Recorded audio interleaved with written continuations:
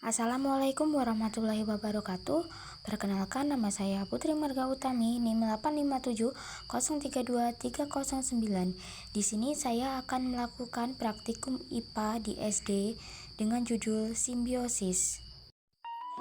Simbiosis parasitisme adalah hubungan antara dua makhluk hidup di mana satu pihak mendapatkan keuntungan sedangkan pihak lainnya dirugikan.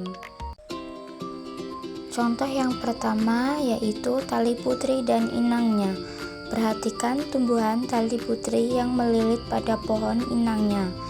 Tali putri tidak memiliki daun dan tidak bisa membuat makanan sendiri.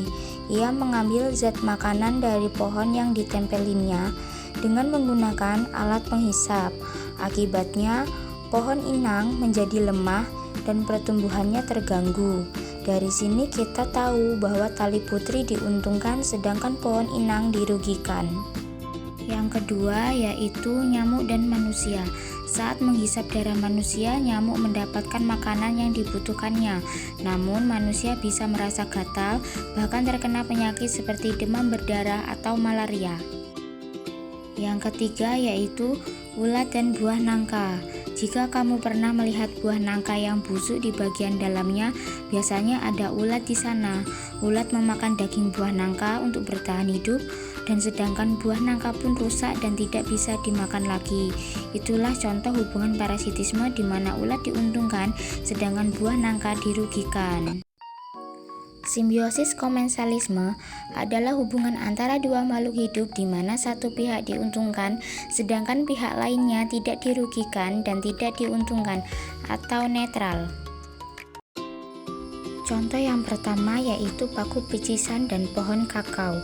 Perhatikan tumbuhan paku picisan yang tumbuh di batang pohon kakao.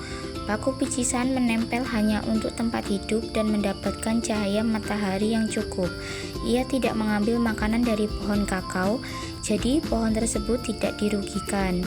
Di sini paku picisan diuntungkan sedangkan pohon kakao tidak dirugikan. Contoh yang kedua, anggrek dan pohon mangga.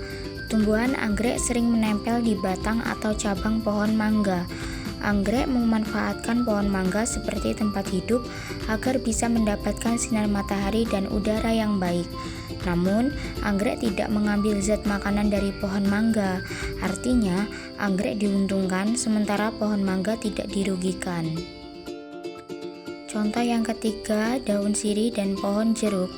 Tumbuhan daun sirih memiliki batang yang menjalar dan sering melilit pada pohon jeruk.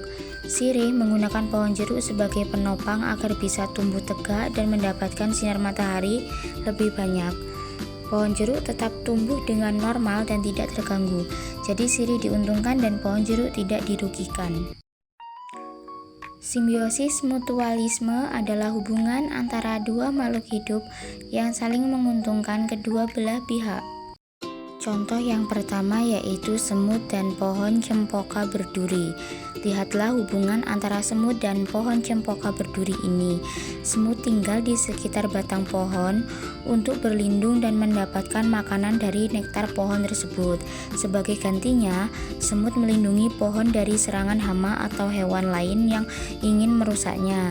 Jadi semut diuntungkan karena mendapatkan tempat tinggal dan makanan, sedangkan pohon cempoka diuntungkan karena terlindungi.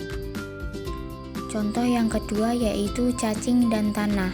Cacing hidup di dalam tanah dan membuat lubang-lubang kecil saat bergerak. Gerakan ini membantu tanah menjadi lebih gembur dan kaya akan udara, sehingga akar tanaman mudah tumbuh. Di sisi lain, cacing mendapatkan makanan dari sisa-sisa bahan organik di dalam tanah, dan artinya cacing diuntungkan karena mendapatkan makanan, dan tanah serta tanaman di dalam potnya diuntungkan karena menjadi lebih subur.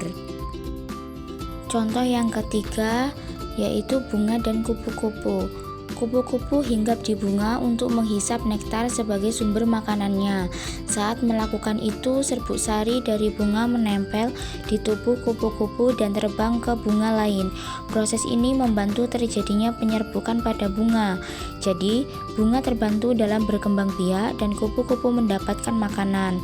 Keduanya sama-sama diuntungkan.